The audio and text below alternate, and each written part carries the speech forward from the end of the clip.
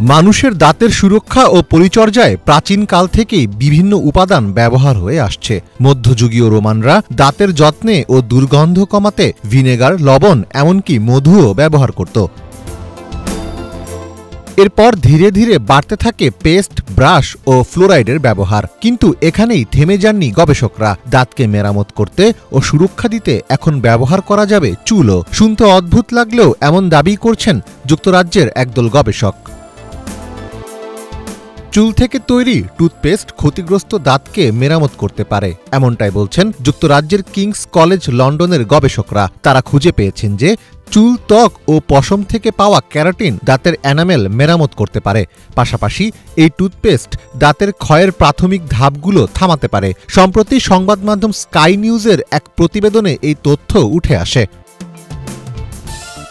গবেষণায় দেখা গেছে মানুষের মুখের লালায় থাকা খনিজের সঙ্গে ওই ক্যারাটিন মিশে দাঁতের উপর একটি প্রাকৃতিক এনামেলের মতো সুরক্ষা আবরণ তৈরি করে। তারা আবিষ্কার করেন যে দাঁতের গায়ে যখন ক্যারাটিন লাগানো হয় তখন তা প্রাকৃতিক খনিজের সংস্পর্শে এসে একটি সুশৃঙ্খল স্ফটিকের মতো কাঠামো তৈরি করে। এটি তখন দাঁতের আসল এনামেলের মতোই দেখতে হয় এবং ঠিক তেমনভাবেই দাঁতকে সুরক্ষা দেয়।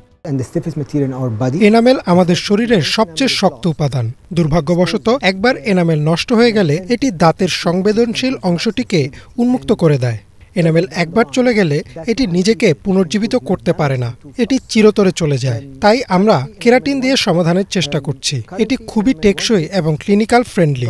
এর জন্য কোনো খারাপ দ্রাবক বা ক্রস লিঙ্কারের প্রয়োজন হয় না। সেই সাথে এটি প্রতিরোধমূলক ব্যবস্থা হিসেবে ফ্লুরাইডের চেয়ে 200 গুণ বেশি কার্যকর। অ্যাডভান্সড হেলথ কেয়ার ম্যাটেরিয়ালস জার্নালে এই গবেষণা প্রকাশিত হয়েছে। গবেষণায় দেখা গেছে ক্যারাটিনকে পুনর্ব্যবহার করা হলে এমন একটি আণবিক কাঠামো অর্জন করে যা মানুষের থুতু বা লালা থেকে ক্যালসিয়াম ফসফেট আকর্ষণ করতে সক্ষম। একবার এটি ক্যারাটিনের সাথে মিশে গেলে এটি এনামেলের মতোই খনিজ হয়ে যায়। জানা গেছে ক্যারাটিন ভিত্তিক এই পণ্য টুথপেস্ট বা জেল আকারে আগামী 2 থেকে 3 বছরের মধ্যেই বাজারে আসতে পারে।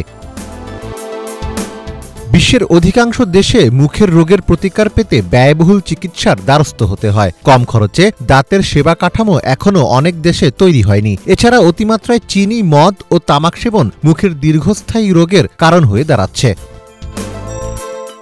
বিশ্ব স্বাস্থ্য সংস্থার তথ্য বলছে বিশ্বের প্রায় 3.5 বিলিয়ন মানুষ কোনো না কোনো মুখের রোগে ভুগছেন। এর মধ্যে প্রায় 2.5 বিলিয়ন মানুষ দাঁতের ক্ষয় সমস্যায় ভুগছেন, যা বৈশ্বিকভাবে অন্যতম সাধারণ স্বাস্থ্য সমস্যা হিসেবে দেখা দিয়েছে। ফলে এ ধরনের আবিষ্কার ভবিষ্যতে দাঁতের স্বাভাবিক কার্যকারিতা ফিরিয়ে আনতে পারবে, এমনটাই মনে করছেন সংশ্লিষ্টরা।